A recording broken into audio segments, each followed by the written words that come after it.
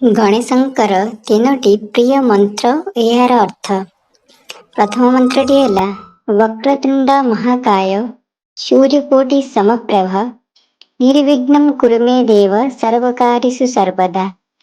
ଏହି ମନ୍ତ୍ରର ଅର୍ଥ ହେଲା ଯାହାର ଶୁଣ୍ଡ ବକ୍ର, ଶରୀର ବିଶାଳ ଏବଂ ଯିଏ କୋଟିଏ ସୂର୍ଯ୍ୟଙ୍କ ସମାନ ତେଜସ୍ୱୀ ଅଟନ୍ତି, ସେହି ଭଗବାନ ମୋର ସବୁ କାମ ବିନା ବାଧାରେ ପୂରଣ କରନ୍ତୁ। ଦ୍ୱିତୀୟ ମନ୍ତ୍ରଟି ହେଲା ଏକଦନ୍ତାୟ ବିଦ୍ମହେ ବକ୍ରତୁଣ୍ଡାୟ ଧୀମହି ତନ୍ନୋ ଦନ୍ତି ପ୍ରଚୋଦୟାତ୍। ଏହି ମନ୍ତ୍ରର ଅର୍ଥ ହେଲା ଏକ ଦାନ୍ତକୁ ଆମେ ପ୍ରଣାମ କରୁଛୁ, ଶୁଣ୍ଡ ବକ୍ର ଥିବା ଭଗବାନଙ୍କୁ ଆମେ ଧ୍ୟାନ କରୁଛୁ। ଗଣେଶ ଭଗବାନ ଆମର କଲ୍ୟାଣ କରନ୍ତୁ।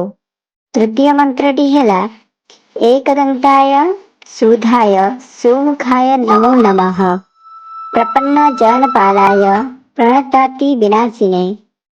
ଏହି ମନ୍ତ୍ରରେ କୁହାଯାଇଛି ଯାହାର ଏକ ଦାନ୍ତ, ସୁନ୍ଦର ମୁହଁ, ତାଙ୍କୁ ନମସ୍କାର କରୁଛୁ। ଯିଏ ତାଙ୍କ ଶରଣରେ ଆସିଥିବା ଲୋକଙ୍କୁ ରକ୍ଷା କରନ୍ତି, ଯିଏ ସମସ୍ତ ପ୍ରାଣୀଙ୍କ ଦୁଃଖକୁ ଦୂର କରନ୍ତି, ତାଙ୍କୁ ନମସ୍କାର କରୁଛୁ।